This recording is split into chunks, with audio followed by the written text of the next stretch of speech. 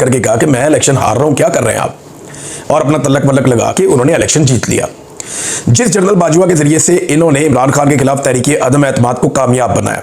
अब ये खुद ही बताते हैं ना, इनके अंदर से बंदे उठ के रोजाना बताते हैं, फजल रहमान ने बताया, बाकी सब ने बताया, शाहिद खाकान ने बताया कि इमरान खान के खिलाफ अदम एतमाद के अंदर हम सारे शामिल थे और फौज ने हमसे मिलकर करवाई है। Bajwa was responsible for that. Mohammed Zubair भी बताते हैं, अब तो सब खुलकर बता रहे हैं, ऐसा नहीं है कोई ढकी छुपी बात है।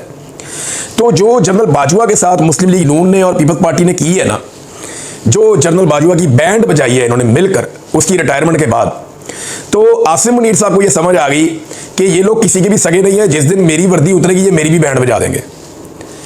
इमरान खान का खौफ तो उनको है ही, उनके दिमाग में ये बात बैठी हुई है कि इमरान खान का रास्ता रोकना मुमकिन नहीं है, प्रेशर बढ़ता जाएगा, एक वक्त आएगा इमरान खान को छोड़ना पड़ेगा, मुल्क चल ही नहीं रहा। अगर मुल्क को चलाना है, सियासी इस्तेहकाम लेकर आना है, तो इमरान खान को जेल से बाहर निकालना पड़ेगा। लेकिन अगर वो जेल से बाहर निकलकर रेलिवेंट हो जाता है और इख्तिदार में आ जाता है, तो मेरी तो ऐसी तक फिर जाएगी, क्योंकि हमने तो वो सारा काम कर दिया हुआ है जो जिसकी आइन और कानून इजाजत ही नहीं देता। लिहाजा अपने आप को बचाने के लिए इस्तिस्ना ले लो। तो ऐसा नहीं है कि खाली इमरान खान से बचना है, इमरान खान तो आ रहा है और उसने तो आना है, और वो इसलिए आना है, आज नहीं, कल नहीं, साल नहीं, कितनी देर रोक लेंगे, मुल्क में इस्तेहकाम ही नहीं आएगा। तो अल्टीमेटली तो इमरान खान को बाहर आना है, तो इमरान खान बाहर आएगा तो उसको इक़्तिदार मिल जाएगा, ये ऑब्वियस है। बस सिर्फ कोशिश ये करनी है कि उसको 2/3 अक्सरियत ना मिले, क्योंकि अगर उसको 2/3 अक्सरियत नहीं मिलेगी तो वो आईनी तरमीम नहीं कर सकेगा और फील्ड मार्शल अपनी ज़िंदगी में इंजॉय करेंगे, और वो सऊदीया में एक नए ओहदे के ऊपर जा भी सकते हैं। तो एक तो PMLN और पीपल्स पार्टी का उन्हें पता है कि ये बड़े बदीद लोग हैं, ये जैसे ही मैं ओहदे से उतरूंगा ये मेरी ऐसी फेर देंगे, लिहाजा मैं ओहदे से उतरता ही नहीं, और मैं अपनी इम्यूनिटी ले लेता हूँ, इस्तिस्ना ले लेता हूँ। और दूसरा उन्होंने ये किया कि इमरान खान से बचने के लिए अपने इर्द गिर्द एक आईनी दीवार खड़ी कर ली। इसको और सिंपल कर लें, इमरान खान की जलखार हो रही है, वो जेल से बैठकर आसिम मुनीर साहब को ज़हनी मरीज करार दे चुके हैं। अब इमरान खान जिस आदमी को जो कहते हैं ना लोग, उसको वो इमेजिन करना शुरू हो जाते हैं, उसकी हरकतों सकनात पे नजर रखना शुरू हो जाते हैं कि यार ये ज़हनी मरीज वाकई तो नहीं है। शहबाज शरीफ को अर्दली जब से कहा है वो तब से अर्दली लगना शुरू हो गए। मैं सीरियसली आपको बता रहा हूं कि मेरे अपने दिमाग में एक इमेज बन गया कि यार वाकई ये हरकतें तो वही हैं। तो अब ये भी एक बड़ी दिक्कत है कि इमरान खान साहब ने उन्हें ज़हनी मरीज कह दिया। प्रेशर तो इमरान खान साहब ने जेल से दबा के डाला हुआ है आसिम मुनीर साहब के ऊपर, और उन्हें नजर भी आ रहा है कि इसको मैं कब तक आखिर रोकूंगा। तो एक तो वो खतरा है, और ये खतरा ना PMLN के कुछ टाउट्स और कुछ टाउट्स हैं एस्टेब्लिशमेंट के, और कुछ PMLN के अपने लोग भी हैं, और वो अपने मुंह से बरमला अब ये कहना शुरू हो गए। उनके ट्वीट्स मौजूद हैं रिकॉर्ड के ऊपर, उनके स्क्रीनशॉट इस वक्त सोशल मीडिया पे गर्दिश कर रहे हैं। नजम सिटी का ऐसा ही स्टेटमेंट है कि एक्चुअली ये आसिम मुनीर साहब ने अपनी मुस्तकबिल की प्रोटेक्शन हासिल की है जिस वक्त इमरान खान साहब इक़्तिदार में आ जाएंगे, क्योंकि सारे डराते थे ना कि इमरान खान आ गया तो ये कर देगा, तो वो कर देगा, तो आपको नहीं छोड़ेगा, तो उसको नहीं छोड़ेगा। हालांकि इमरान खान ने कहा भी कि मैंने किसी से बदला नहीं लेना, मैं अपने मुल्क की खातिर बात करना चाहता हूं। लेकिन ये सारे डरे हुए हैं, सहमे हुए हैं। अब जिसके दिल में चोर हो वो डरता ही है ना, हर आदमी तो नहीं डरता। मैं एक मीटिंग में था कल, जर्मनी में आया हुआ था फ्रैंकफर्ट में, तो वहाँ पे बहुत सारे लोग थे। मैंने उनसे पूछा, मैंने कहा आप में से किसी को इस्तिस्ना चाहिए? तो पूरे हॉल ने कहा नहीं चाहिए। तो मैंने उनसे पूछा कि आपको क्यों नहीं चाहिए? उन्होंने कहा हमने कुछ किया ही नहीं, हमारे दिल में चोर है ही नहीं, हमें क्यों इस्तिस्ना चाहिए होगा। नबी अकरम सल्लल्लाहु अलैहि वसल्लम ने फरमाया कि मेरी बेटी भी अगर चोरी करेगी तो मैं उसका हाथ काट दूँ। बेटी के लिए इस्तिस्ना नहीं था। हज़रत खालिद बिन वलीद रज़ियल्लाहु अन्हु को दौरान जंग माज़ूल कर दिया गया। इस्लाम की तारीख का सबसे बड़े जर्नैलों में से एक जर्नैल, अल्लाह की तलवार, उनके लिए भी इस्तिस्ना नहीं था। हज़रत अबू बकर सिद्दीक़ रज़ियल्लाहु अन्हु के लिए इस्तिस्ना नहीं था। सैयदना उमर फ़ारूक रज़ियल्लाहु अन्हु के लिए इस्तिस्ना नहीं था। हज़रत उस्मान गनी रज़ियल्लाहु अन्हु के लिए इस्तिस्ना नहीं था। हज़रत अली शेर खुदा के लिए रज़ियल्लाहु अन्हु के लिए कोई इस्तिस्ना नहीं था। तो जब इन लोगों के लिए, इतनी बड़ी बड़ी हस्तियों के लिए इस्तिस्ना नहीं था, तो ये किस खेत की मूली हैं जो लोग इस्तिस्ना ले लेते हैं और लगे हाथों सारे इसके अंदर अपने हाथ धोते हैं। अभी पता चला है कि तजवीज़ आई है कि जो सदर पाकिस्तान है वो जो एक दफ़ा सदर बन गया उसको ता हयात इस्तिस्ना दे दिया जाए, यानी उसके ऊपर पूरी ज़िंदगी में फिर कोई केस नहीं बनेगा, और इसका अब इसके ऊपर जो है वो अमल दरामद कर दिया जाए। वज़ीर आज़म के बारे में भी यही तजवीज़ आई कि वज़ीर आज़म को भी इस्तिस्ना दे दें। वज़ीर आज़म अपने ओहदे से फारिग भी हो जाए तो बाकी ज़िंदगी कुछ भी करता रहे, उसको इस्तिस्ना जनाब को कोई इसको हाथ नहीं लगा सकता, कोई इसके ऊपर केस नहीं बना सकता। ये होता है कोई दुनिया में? हज़रत उमर फ़ारूक तो दूसरी चादर का हिसाब दे रहे थे। हमें सुनाते हैं कुरान पाक की आयतें, अपने लिए इनको आईनी दीवार चाहिए और अपने लिए इनको प्रोटेक्शन चाहिए। यानी हम गरीब पाकिस्तानियों के लिए, मिडिल क्लास के लोगों के लिए कुरान पाक की आयात और उनका तर्जुमा है जो अपनी मर्जी के मुताबिक वक्तन फवक्तन निकाल के अपनी ज़रूरत के मुताबिक कौम को सुना दिया जाता है। और अपने लिए इनको ज़रा भी तवक्कल नहीं है, इनको इस्तिस्ना चाहिए। भाई दूसरी सांस किसी ने नहीं देखी, कल किसी ने नहीं देखा, आप इस्तिस्ना के पीछे भाग रहे हैं। हमारे किसी खुलफाए राशिदीन में से, इस्लाम के बड़े बड़े जर्नैलों में से किसी ने कभी इस्तिस्ना लिया नहीं, लेकिन आसिम मुनीर साहब को इस्तिस्ना चाहिए कि उन्हें डर है। और ये PMLN के लोग कह रहे हैं, नजम सेठी साहब ने कहा और बहुत सारे लोगों ने कहा कि जनाब उन्हें इमरान खान साहब से ये खौफ है कि कल को इमरान खान साहब आ गए तो पता नहीं क्या कर देंगे, लिहाजा उन्होंने अपने इर्द गिर्द एक आईनी दीवार खड़ी कर दी है। आइन की इस तरह की शिकें मंजूर करवाने की कोशिश कर रहे हैं जिसके जरिए वो महफूज हो जाएं अपनी जिंदगी के आखिरी सांस तक। ये तो मेरा रब जानता है ना, हिफाजत तो मेरा अल्लाह करता है। वो हुजूम में तन्हा आदमी की हिफाजत करता है, वो पत्थर में कीड़े की हिफाजत करता है। और अगर वो किसी की हिफाजत ना करे ना तो फिर उसे कोई नहीं बचा सकता। नबी अकरम सल्लल्लाहु अलैहि वसल्लम की एक हदीस है, मुझे वो याद आ गई। आप ऊँट पे सफ़र कर रहे थे और आपके पीछे एक सहाबी बैठे हुए थे छोटी उम्र के।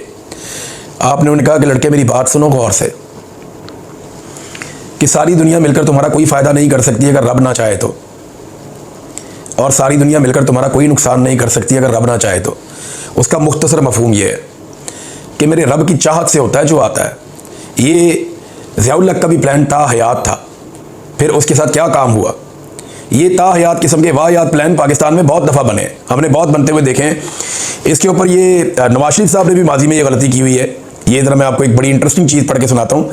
ये माजिद निज़ामी साहब ने ये याद दिलाया। उन्होंने बताया कि बड़े भाई नवाज शरीफ ने सिविल मिलिट्री तवाज़ुन बरकरार रखने के लिए जनरल मुशर्रफ को आर्मी चीफ के साथ साथ chairman joint chief of staff committee भी बनाया था। ऐसे ही सारे इख्तियारात उसको भी दे दिए थे परवेज़ मुशर्रफ को। लेकिन एक साल बाद ही अक्टूबर 1999 में धड़न तख्ता हो गया। अब छोटे भाई शहबाज शरीफ ने भी हाइब्रिड सिस्टम की मजबूती के लिए जनरल आसिम मुनीर को आर्मी चीफ के साथ साथ चीफ ऑफ डिफेंस फोर्सेज बनाने का ऐलान कर दिया। आगे आगे देखें क्या होता है। तो ये बात उनकी बिल्कुल ठीक है, एक खेल पुराना है। अब एक जो स्टेटमेंट है वो जावेद हाशमी साहब की तरफ से आया, ज़रा सख्त स्टेटमेंट है, लेकिन जब इस तरह का माहौल होता है तो ऐसे स्टेटमेंट्स आ जाते हैं। जावेद हाशमी साहब कहते हैं कि पाकिस्तान में एक शख्स नशा इक़्तिदार में ख़ुद को बादशाह बनाने जा रहा है, लेकिन बादशाह तो सिर्फ अल्लाह रब्बुल इज़्ज़त की है। मुशर्रफ का अंजाम याद रहे, पाकिस्तान की कश्ती को इस दौर में भंवर में लाने वाला आसिम मुनीर, चाहे वो ट्रंप की नौकरी हो या हमास के ऊपर पहरा देने के लिए फ़ौज भेजना हो। नून लीग जिस नौकरी के लिए बनाई गई थी आज भी वही सरअंजाम दे रही है। पीपल्स पार्टी के हाथों में भी वही जंजीर आ गई है। ये कौम तुम्हारी गुलामी कभी कबूल नहीं करेगी। ये जनाब एक बड़ा सख्त ट्वीट है जावेद हाशमी साहब का, एक बड़े बहादुर सियासतदान है, और उन्होंने ये बताया। नाज़रीन, जबरान इलियास साहब ने एक ट्वीट किया, पाकिस्तान तहरीक इंसाफ के सोशल मीडिया के हेड है। उन्होंने एक ट्वीट किया, उसके अंदर उन्होंने कुछ चीज़ें लिखी और उसके साथ एक उन्होंने एक स्टिकर उन्होंने शेयर किया सोशल मीडिया पे। एक पोस्टर है, उसमें आसिम मुनीर साहब की फ़ोटो है और उसमें लिखा गया है presenting the legacy of Asim Munir, कि जो उन्होंने किया वो क्या किया। तो इसमें कोई काफ़ी सारी कोई 20-25 चीज़ें उन्होंने लिखी हुई हैं जो उनके दौर में हुआ। हिस्ट्री विल नेवर फॉरगेट, तारीख इसे कभी नहीं भूलेगी।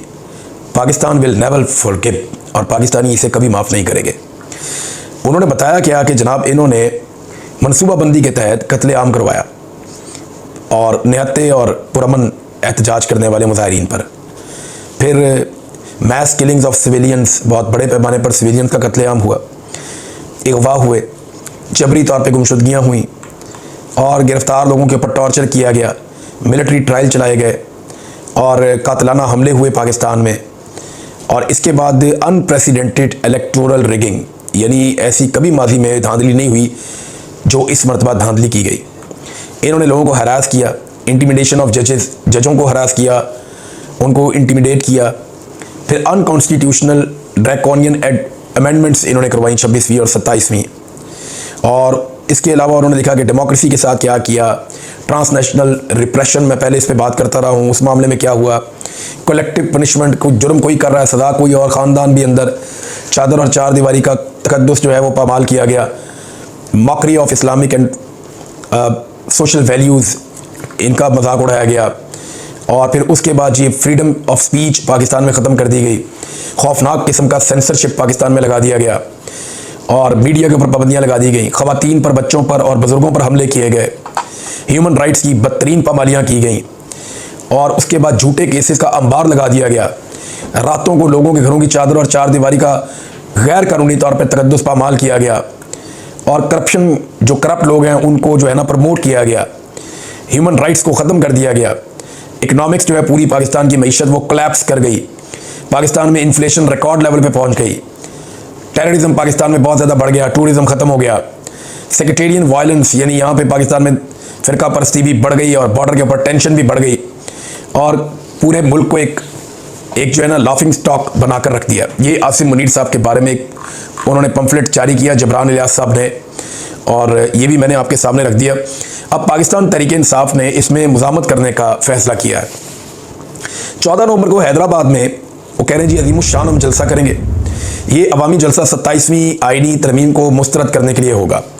14 नवंबर को हैदराबाद बाईपास के ऊपर जलसा आम होगा और आइन और कानून की बालादस्ती और अदलिया की आज़ादी के लिए तहरीक तहफ़्फ़ुज़ आइन पाकिस्तान के तमाम लोग जो हैं वो ये जलसा करने जा रहे हैं। अब इसके अंदर सिंध की क़यादत शामिल होगी और इसके अंदर जो है वो बाकी क़यादत भी शामिल होगी। साहबजादा हामिद रज़ा की और मैं शाह महमूद कुरैशी दोनों की तस्वीर इसके अंदर देख रहा हूँ। ये दोनों अहबाब जो हैं वो जेल में बंद हैं इस वक्त पोस्टर के ऊपर। बाकी लोग सारे बाहर हैं अभी। मौलाना शरानी भी हैं इसके अंदर और इंटीरियर सिंध के लोग भी इसके अंदर मुबैना तौर पे आएंगे और साथ में जो हैं वो अख्तर मेंगल साहब वो भी नादरीन इसका हिस्सा बनेंगे। नादरीन, अंसार अब्बासी साहब की एक और ख़बर बदकिस्मती से झूठी साबित हो गई और गलत साबित हो गई। उन्होंने खबर दी कि वोट ऑफ नो कॉन्फिडेंस के वक्त इमरान खान ने जनरल बाजवा को गैर मुअय्यना मुद्दत के लिए एक्सटेंशन ऑफ़र की थी। ये अंसार अब्बासी साहब की खबर थी और ये सवाल उठाया गया परवेज़ खटक साहब से। तो परवेज़ खटक साहब ने कहा कि जी गैर मुअय्यना, हालांकि वो इमरान खान साहब के मुखालिफ हैं, इस वक्त शदीद मुखालिफ हैं इमरान खान के, उनके खिलाफ स्टेटमेंट देते रहते हैं, लेकिन वही बता रहे हैं कि नहीं ऐसा नहीं है। मैं बेशक इमरान खान का मुखालिफ हूँ लेकिन गैर मुअय्यना मुद्दत वाली बात तो कोई अनपढ़ जाहिल ही कर सकता है। ये उन्होंने अंसार अब्बासी साहब को क्या क्या कह दिया। कानून में गैर मुअय्यना मुद्दत की बात ही नहीं है भाई, एक चीज़ आइन में नहीं है, कानून में नहीं है। तो इमरान खान साहब वो उस वक्त के आर्मी चीफ को ऑफर क्यों कर सकते थे। हाँ, एक बात ज़रूर हुई थी कि इमरान खान साहब ने जनरल बाजवा को ये ज़रूर कहा था, जो उस वक्त रिपोर्ट हुआ था, कुछ लोगों ने दावा भी किया था, मैं वही मुबैना दावा आपके सामने रखता हूँ। इमरान खान ने कहा था कि बाजवा साहब अगर आप ये सारा कुछ एक्सटेंशन के लिए कर रहे हैं और पाकिस्तान को डिस्टेबलाइज कर रहे हैं और इन लोगों को लाकर बिठा रहे हैं जिनके ऊपर करप्शन के घिनौने इल्ज़ामात और केसेस हैं, जिन लोगों को जेलों में होना चाहिए, तो अगर आप ये एक्सटेंशन के लिए कर रहे हैं तो फिर आप वो मेरे से ले लें, लेकिन आप कौम के साथ, मुल्क के साथ ये मजाक ना करें। ये इमरान खान साहब ने उनके साथ बात की थी। बातों के अंदर एक बात, ये रिपोर्ट भी हुई थी, लेकिन इमरान खान साहब ने कोई ताहयात एक्सटेंशन वाली बात तो की नहीं थी और वो वैसे भी होती भी नहीं है, ऐसी कोई चीज़ नहीं होती। बहरहाल अब ये नाज़रीन अब तक की सूरत हाल है, मैंने आपके साथ शेयर की है। फर्दर जो डिटेल्स हैं वो मैं आपके साथ अपडेट करता रहूँगा।